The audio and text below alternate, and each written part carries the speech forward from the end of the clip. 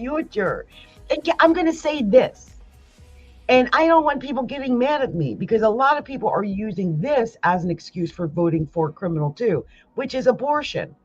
Look, that is not a good enough reason. First of all, the entire concept of God, Jesus, the Holy Spirit, all of it is that's a concept. That's a faith. It's the faith of a mustard seed, but it's faith, right? It's based on our belief system. It is not a confirmed, valid thing. You realize that, people, right? Because I feel like some people don't realize that. They will fight you about religion. And I'm like, this is all based on a concept of God. We have no valid proof.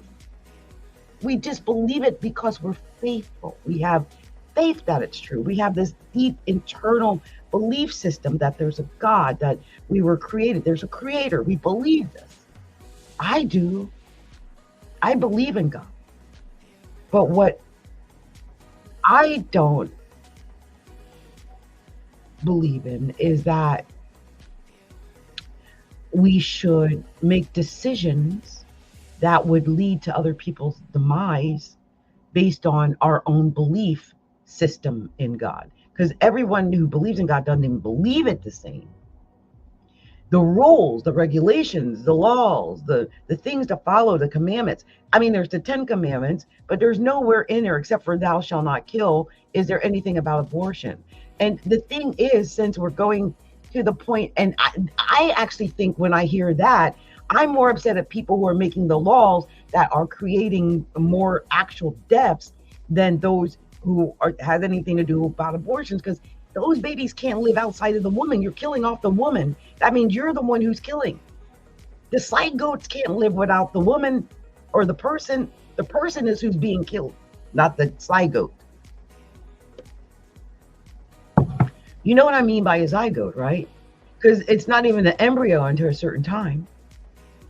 So these are people who are dying because they've got either broken up pieces of old leftover in them. I mean, let's keep it real. Real people are dying. You are killing. Thou shalt not kill. Real people are being killed from that ruling. It's basically murder. They're being killed. And these are people. These are not zygotes or embryos. So thou shalt not kill should extend to the actual human. It should extend to the human first.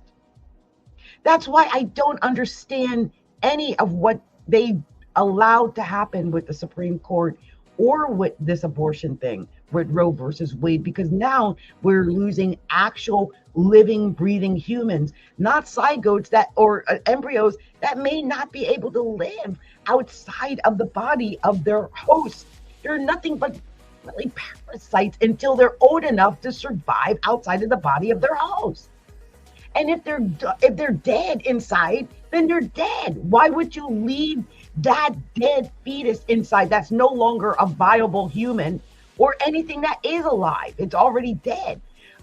All of the things that are occurring are abhorrent, and they are not Christian.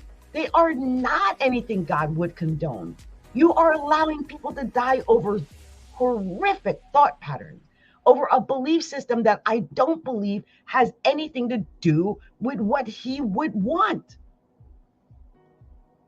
He wouldn't want us to just kill our living people that are living, breathing, who have more opportunities to have more children later. That doesn't make sense.